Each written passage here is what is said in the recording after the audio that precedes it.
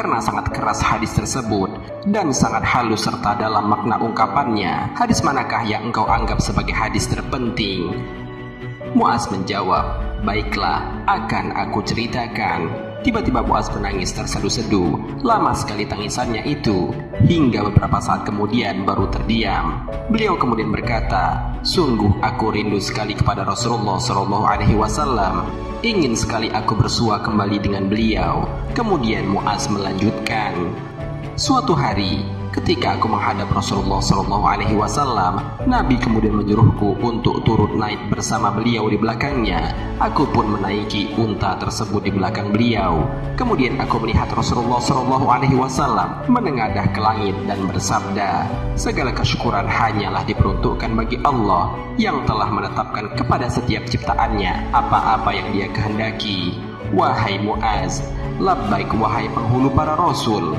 Aku akan ceritakan kepadamu sebuah kisah yang apabila engkau menjaganya baik-baik, maka hal itu akan memberikan manfaat bagimu. Namun sebaliknya, apabila engkau mengabaikannya, maka terputuslah hujahmu di sisi Allah Azza wa Jalla. Wahai Muaz, sesungguhnya Allah yang maha memberkati dan maha tinggi telah menciptakan 7 malaikat sebelum Dia menciptakan petala langit dan bumi. Pada setiap langit terdapat 1 malaikat penjaga pintunya, dan menjadikan penjaga dari setiap pintu tersebut 1 malaikat yang kadarnya disesuaikan dengan keagungan dari tiap tingkatan langitnya. Suatu hari, naiklah malaikat Hafazah dengan amal seorang hamba, yang amal tersebut memancarkan cahaya yang bersinar bagaikan matahari, hingga sampailah amalan tersebut ke langit dunia, yaitu sampai ke dalam jiwanya. Malaikat Hafazah kemudian memperbanyak amal tersebut dan mensucikannya. Namun tatkala sampai pada pintu langit pertama, tiba-tiba malaikat penjaga pintu tersebut berkata, tamparlah wajah pemilik amal ini dengan amalannya tersebut. Aku adalah pemilik ghibah. Rabb pemeliharaku memerintahkan kepadaku untuk mencegah setiap hamba yang telah berbuat ghibah di antara manusia, membicarakan hal-hal yang berkaitan dengan orang lain, yang apabila orang itu mengetahuinya, dia tidak suka mendengarnya. Kemudian keesokan harinya, malaikat Hafazah naik ke langit beserta amal soleh seorang hamba yang lainnya. Amal tersebut bercahaya, yang cahayanya terus diperbanyak oleh malaikat Hafazah dan disucikannya, hingga akhirnya dapat menembus ke langit kedua. Namun, malaikat penjaga pintu langit kedua tiba-tiba berkata, berhenti kalian. Tamparlah wajah pemilik amalan tersebut dengan amalnya itu. Sesungguhnya dia beramal, namun di balik amalnya itu dia menginginkan penampilan duniawi belaka. Rabb pemeliharaku memerintahkan kepadaku untuk tidak membiarkan amalan si hamba yang berbuat itu melewati langit kedua ini menuju langit berikutnya. Mendengar itu semua, para malaikat pun melaknati hamba pemilik amal tersebut hingga petang harinya. Malaikat Hafazah lainnya naik bersama amalan sang hamba yang nampak indah, yang di dalamnya terdapat sodaqoh, saum-saumnya, serta perbuatan baiknya yang melimpah. Malaikat Hafazah pun memperbanyak amalan tersebut dan mensucikannya, hingga akhirnya dapat menembus langit pertama dan kedua. Namun ketika sampai di pintu langit ketiga, tiba-tiba malaikat penjaga pintu langit tersebut berkata, berhentilah kalian. Tamparkanlah wajah pemilik amalan tersebut dengan amalan-amalannya itu. Aku adalah penjaga al-kibar atau sifat takabur. Rabb pemeliharaku memerintahkan kepadaku untuk tidak membiarkan amalannya melewatiku, karena selama ini dia selalu bertakabur di hadapan manusia ketika berkumpul dalam setiap majelis pertemuan mereka. Malaikat Hafazah lainnya naik ke langit dengan membawa amalan seorang hamba yang tampak berkilauan bagaikan kelipan bintang, gemintang, dan planet. Seruannya tampak bergema dan tasbihnya bergaung disebabkan oleh ibadah saumnya, solatnya, hajinya, dan umrohnya, hingga tampak menembus 3 langit pertama dan sampailah ke pintu langit keempat. Namun malaikat penjaga pintu langit tersebut berkata, berhentilah kalian dan tamparkan dengan amalan-amalan tersebut ke wajah pemiliknya. Aku adalah malaikat penjaga sifat ujub atau takjub akan keadaan jiwanya sendiri. Rabb pemeliharaku memerintahkan kepadaku agar tidak membiarkan amalannya melewatiku hingga menembus langit sesudahku. Dia selalu memasukkan unsur ujub di dalam jiwanya ketika melakukan sesuatu perbuatan.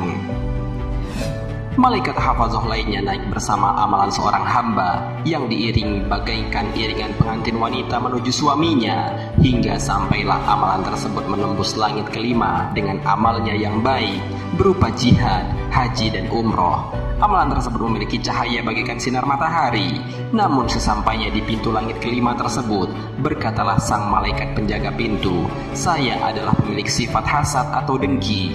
Dia telah berbuat dengki kepada manusia ketika mereka diberi karunia oleh Allah. Dia marah terhadap apa-apa yang telah Allah ridhoi dalam ketetapannya.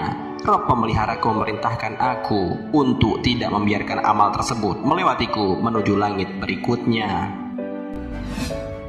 Malaikat hafazah lainnya naik dengan amalan seorang hamba berupa wudhu yang sempurna, sholat yang banyak, saum-saumnya, haji dan umroh, hingga sampailah ke langit keenam. Namun malaikat penjaga pintu langit keenam berkata, "Saya adalah pemilik Ar-Rahman atau kasih sayang. Tamparkanlah amalan hamba tersebut ke wajah pemiliknya. Dia tidak memiliki sifat rohmaniyah sama sekali di hadapan manusia. Dia malah merasa senang ketika melihat musibah menimpa hamba lainnya. Rob pemeliharaku memerintahkanku untuk tidak membiarkan amalnya melewatiku menuju langit berikutnya." Naiklah malaikat hafazah lainnya bersama amal seorang hamba berupa nafkah yang berlimpah, saum, sholat, jihad, dan sifat waro atau berhati-hati dalam beramal. Amalan tersebut bergemuruh bagaikan guntur dan bersinar bagaikan kilatan petir. Namun ketika sampai pada langit yang ketujuh, berhentilah amal tersebut di hadapan malaikat penjaga pintunya. Malaikat itu berkata, "Saya adalah pemilik sebutan Az-Zikru atau Syum'ah, mencintai kemasyhuran di antara manusia. Sesungguhnya pemilik amal ini berbuat sesuatu karena menginginkan sebutan kebaikan amal perbuatannya di hadapan setiap pertemuan, ingin disanjung di antara kawan-kawannya dan mendapatkan kehormatan di antara para pembesar. Rob pemeliharaku memerintahkan aku untuk tidak membiarkan amalnya menembus melewati pintu langit ini menuju langit sesudahnya. Dan setiap amal yang tidak diperuntukkan bagi Allah Subhanahu wa Ta'ala secara ikhlas, maka dia telah berbuat riya. Dan Allah Azza wa Jalla tidak menerima amalan seseorang yang diiringi dengan riya tersebut." Kemudian malaikat hafazah lainnya naik berserta amalan seorang hamba berupa sholat, zakat, saum demi saum, haji, umroh, akhlak yang berbuahkan hasanah, berdiam diri, berzikir kepada Allah Ta'ala. Maka seluruh malaikat di tujuh langit tersebut beriringan menyertainya, hingga terputuslah seluruh hijab dalam menuju Allah Subhanahu wa Ta'ala. Mereka berhenti di hadapan Allah yang keagungannya bertajalli, dan para malaikat tersebut menyaksikan amal sang hamba itu merupakan amal soleh yang diikhlaskan hanya bagi Allah Subhanahu wa Ta'ala. Namun tanpa disangka Allah Subhanahu wa Ta'ala berfirman, "Kalian adalah malaikat hafazah yang menjaga amal-amal hambaku, dan aku adalah sang pengawas yang memiliki kemampuan dalam mengamati apa-apa yang ada di dalam jiwanya. Sesungguhnya dengan amalnya itu, sebenarnya dia tidak menginginkan aku. Dia menginginkan selain aku. Dia tidak mengikhlaskan amalnya bagiku, dan aku maha mengetahui terhadap apa yang dia inginkan dari amalnya tersebut. Laknatku bagi dia yang telah menipu makhluk lainnya dan kalian semua. Namun aku sama sekali tidak tertipu olehnya. Dan aku adalah yang maha mengetahui dari segala yang gaib, yang memunculkan apa-apa yang tersimpan di dalam kalbu-kalbu. Tidak ada satupun di hadapanku yang tersembunyi, dan tidak ada yang samar di hadapanku terhadap segala yang tersamar. Pengetahuanku terhadap apa-apa yang telah terjadi sama dengan pengetahuanku terhadap apa-apa yang belum terjadi. Pengetahuanku terhadap apa-apa yang telah berlalu sama dengan pengetahuanku terhadap apa yang akan datang. Dan pengetahuanku terhadap segala sesuatu yang awal sebagaimana pengetahuanku terhadap segala sesuatu yang akhir. Aku lebih mengetahui segala sesuatu yang rahasia dan tersembunyi. Bagaimana mungkin hambaku menipuku dengan ilmunya? Sesungguhnya dia hanyalah menipu para makhluk yang tidak memiliki pengetahuan, dan aku maha mengetahui segala yang gaib. Baginya laknatku." Mendengar itu semua, maka berkatalah para malaikat penjaga tujuh langit beserta 3.000 pengiringnya, "Wahai Rabb pemelihara kami, baginya laknatmu dan laknat kami." Dan berkatalah seluruh petala langit, "Laknat Allah baginya dan laknat mereka yang melaknat buat sang hamba itu." Mendengar penuturan Rasulullah Shallallahu Alaihi Wasallam sedemikian rupa, tiba-tiba menangislah Mu'az rahimahullah dengan isak tangisnya yang cukup keras.